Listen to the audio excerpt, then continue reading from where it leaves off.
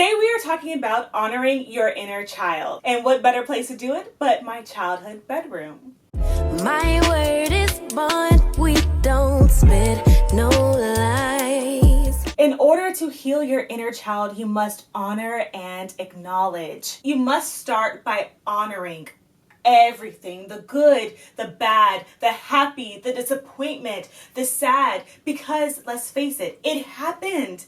It's real. So go and do that work. Remember all of your memories and acknowledge everything that happened to you. And as for honoring your inner child, never forget how to play. So often as adults, we get caught up in work, to-do lists, and all of these deadlines that we forget how to play. And don't think of anything as childish even. You know, if you want to go to the fair, go on the Ferris wheel or Ferris ride. Is it Ferris wheel or Ferris ride? Ferris. Why do I have a lisp? Anyways, go on the ride. It's not childish. Rewire your brain. Instead of thinking that something is childish, see it as a time to play and discover, learn new things about you, and then honor and nurture. That's what it is.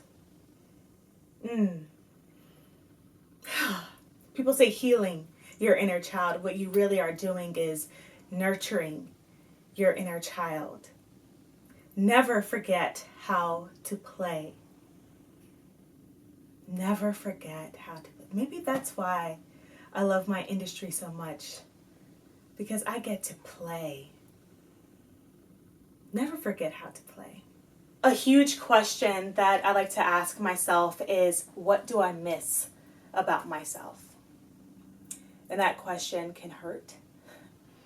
That question can bring up a lot of old trauma, but that question is necessary. What do you miss about yourself? And get back to that person. Get back to that person that you once were before you were jaded, before you allowed expectations or the lack of expectations to keep you down. Before the trust issues and all of that, get back to you, the you that you were authentically. The you that you were happily. Get back to yourself. It makes all the difference. To honor your inner child also means to confront. Again, to confront yourself, what you've dealt with, and to confront others. I know I did this. Ooh, and it's hard. But again, we have to be bold. In 2020, in lockdown, when we had nothing to do but just look at the four walls in our room and be in our deep thoughts, I decided to take that as an opportunity to confront. I confronted and honored myself by acknowledging what I have been through, and then I confronted the people who hurt me most. There's still one person I have not confronted. But it was so freeing. It was so freeing to finally get it out and to acknowledge this happened. We're not going to ignore it. What are you going to do about it? I've done something about it within myself, but I need to honor my inner child. Little Sydney needs honoring. Little Sydney needs someone to stand up for her.